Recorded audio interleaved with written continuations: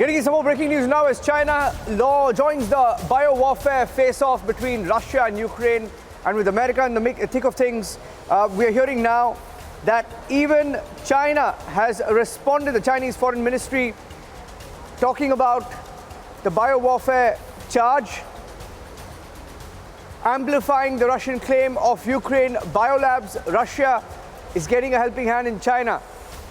United Nations, and China has said that it is looking at this Russian claim very closely, and China is saying that the Russian military operation has uncovered a secret US lab in Ukraine, and this is not something that can be dealt with in a perfunctory manner. So China is backing Russia's claim on the biolabs. I want to go across to Shivani, joining us live from Warsaw in Poland. Shivani is at a location where Kamala Harris, the US Vice President, had a series of meetings this morning. And I have one more bit of breaking news update as I come to you, Shivani, and I'm going to put that out on our screens for our viewers. And that breaking news is that Russia and Kremlin is not ruling out. We are hearing that they are not ruling out a meeting between Putin and Zelensky. Shivani.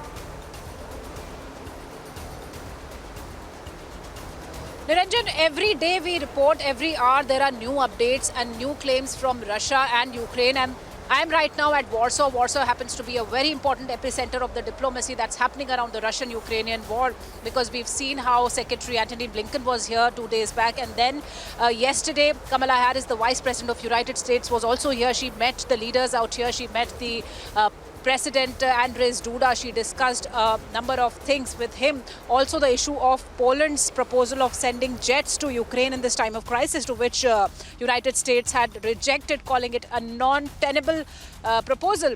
So there is a lot happening at Warsaw. Warsaw happens to be the center, a historical place in terms of World War II also. And in this war also we are seeing a lot is happening on the diplomatic front in Warsaw.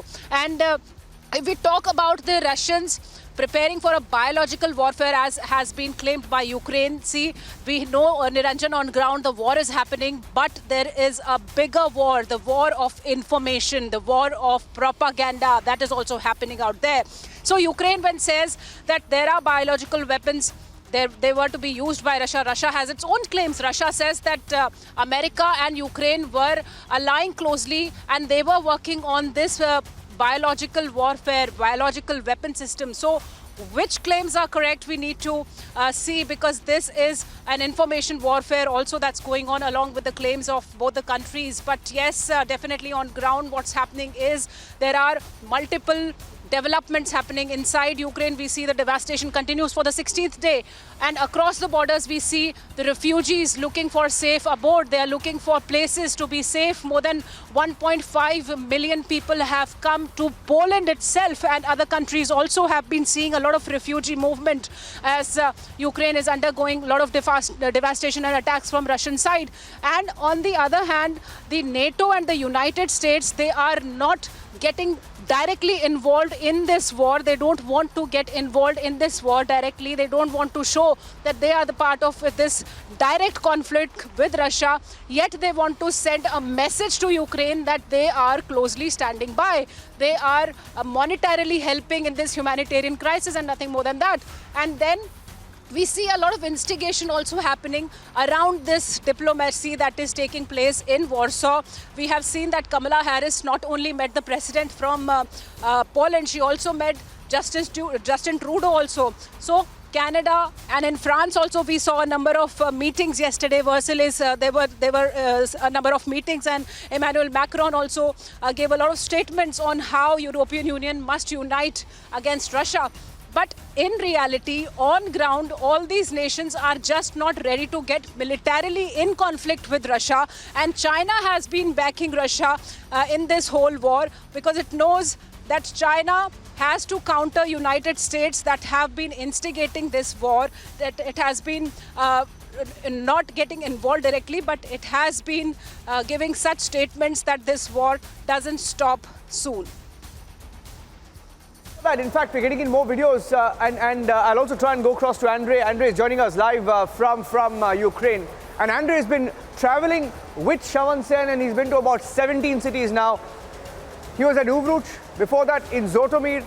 And Andrei, take us through where you are and what's the latest development. We got a breaking news update from Kremlin that they're not ruling out talks between Putin and Zelensky. Andrei. Yeah, right now we not far from Kyiv, and right here, I'm reporting right from this place, and as I know from the official sources that situation in Ukraine are being worse and worse by Russian artillery, and as you may know about yesterday's bombardments that took place in Zhytomyr, in Dnipro, and what was 2 days ago in Mariupol, that crazy things that happened, and we are now watching and reporting this crazy stuff right here, and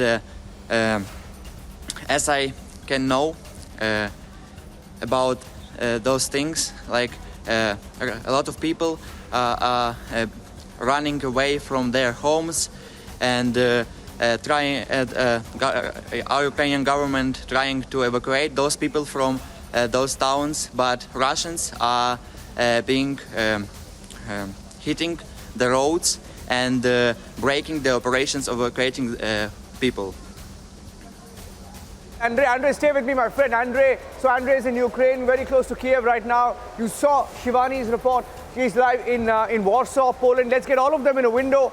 And as I do that, as I get all our reporters in a window, just to tell you from different cities where we are reporting, Swarnali is live in Belarus. Anirban is live in Belarus. Piyush, who's joining me on the broadcast, is also live from Belarus. Now, Lukashenko has made a very significant statement now, Piyush, saying that Ukraine attacked his country. Now, you've been reporting from Belarus. What sort of movement have you seen? We saw Russian convoys behind you some time back.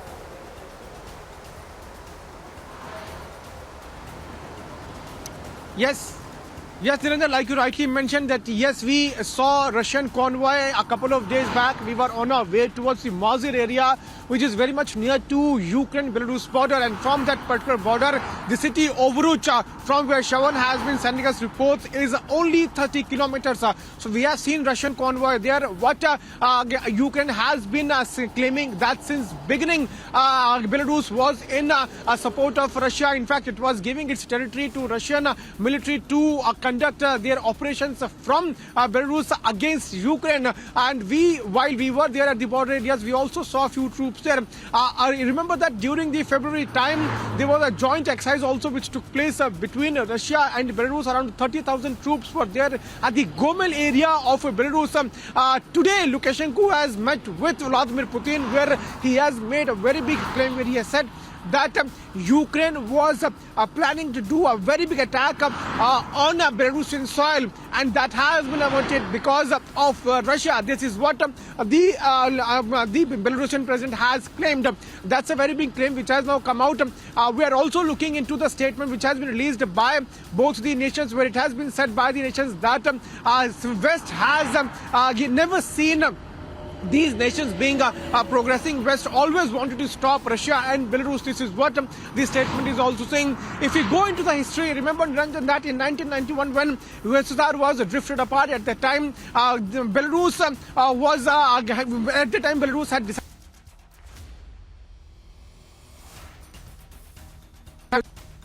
another was Soviet Union. Since beginning, we have seen Belarus taking sides with Russia. Why it is important? Because Russia and Belarus have good relations strategically and also territorially. Both the nations have very good relations, and oil and gas is also being supplied to entire Europe from this area. So this is so looking at the economic relations.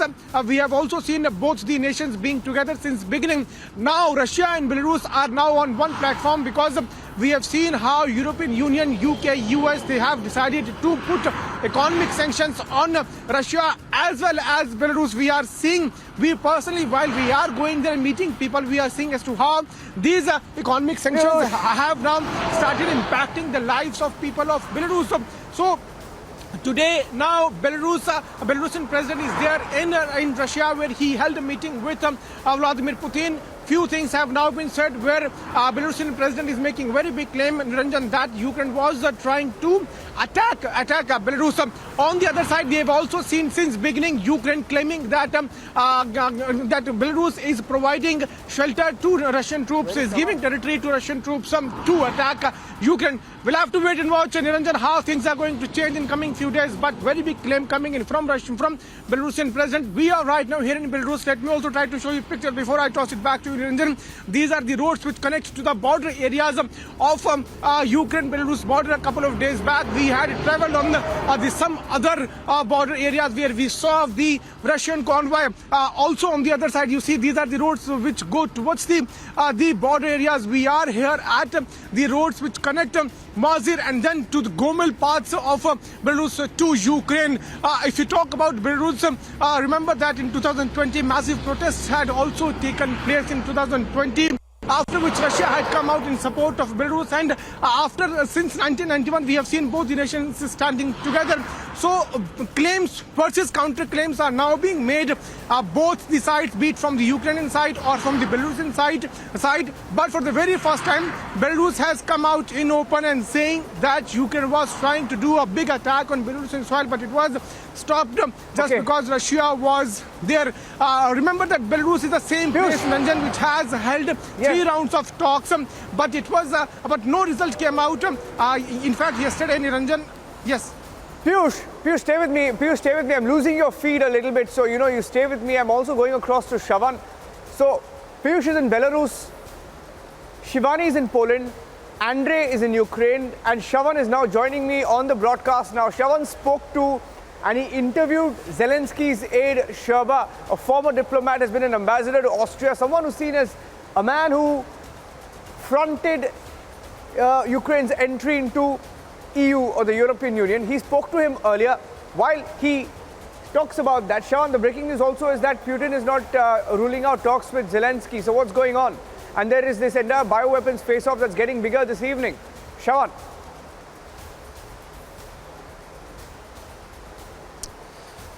Let me get you the response to what we have seen from the Russian side here in Ukraine. Now, you've seen that disastrous press conference of the Russian Foreign Minister Sergei Lavrov, where, that's been the talk of the town right now as to when questions were essentially raised about what really happened in Mariupol. Let's not forget 1,000 kilograms of a bomb that is dropped in a maternity yard, and there is enough proof to the fact that there were people who were there. There were pregnant women who were there when the bomb actually exploded. But the Russians have essentially said that it was the Azov battalion which was there at that very place and not pregnant women. And that hasn't really gone down well, Niranjan, here, at least in Ukraine, where they're saying that they really do not trust the negotiations that are going to take place. So the question here is, what's the end sight like? And that's the question that I've been asking almost all diplomats or politicians that I've been trying to get across to here in Ukraine. While on the one hand, there is no doubt about the fact that there is a disillusionment as far as the proximity to West is concerned. That's the reason why you're looking at statements like, we're not going to be part of any a particular bloc. Now, one would say that that's a late realization, because at the end of the day, whether that's going to be accepted by the Russians at this stage is not known. So Ukraine at this stage, in the midst of the war, suddenly saying that they're not going to be part of any bloc, while they were very aggressive as far as the EU membership is concerned, or for that matter the NATO membership. Now they are saying that the NATO membership is also not something on the negotiating table. So what exactly lies on the negotiating table? They are saying that there can be no compromise when it comes to their territorial sovereignty, which would essentially mean that the annexation of Crimea, which Ukraine sees it as completely illegal, and Russia has been demanding that Ukraine basically recognizes that Crimea is now part of Russia, and the Donbas region also, the recognition of their independence is two major concerns right now as far as Russia is concerned. And whether at all Ukraine is going to accept that, that's still not very clear at this point in time. Now, just to give you a quick overview of the areas where the bombardments have taken place and how exactly the situation looks like, at least on the ground, Yes. let me tell you that beyond Kiev, where the latest satellite imagery indicating that it's closer, you still have bombardments that have taken place just 24 hours ago in a place called Lutsk, which is not very far from where we are broadcasting right now from.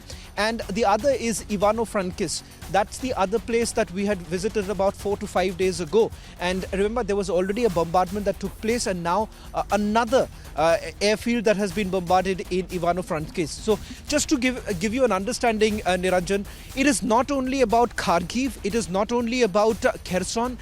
Almost every of the 21 cities here in Ukraine, roughly about 17 to 18 cities have already been bombed by the Russians. So there is a lot more pressure right now on the Zelensky administration to perhaps find a way out on this, because you are entering the 16th day. No doubt that there is a stiff resistance that has been put, but how far can you take this fight with the Russians is something that the Zelensky administration will certainly have to weigh in. Shavan Sen reporting from Ukraine there. Shavan, I'm just going back to that window because I want to tell something to our viewers while we stick to this window. It's day 16 of the war. Shavan is leading the Republic TV team along with Shivani, who's in Poland. Shavan is in Ukraine, has been to 17 bombed cities, 17. So there are a few channels who pretend like they are reporting, but they're sitting pretty in safe houses. Shavan has been to 17 bombed locations, some which were bombed minutes before he got there and he started reporting. So we're getting you the latest and we're getting you real reporting. From Belarus, Poland, Ukraine, and no channel in India comes close. I'm taking a break. Shavan, Andre, Shivani, and Piyush, stay safe. Taking a break. Back with the headlines. Stay tuned.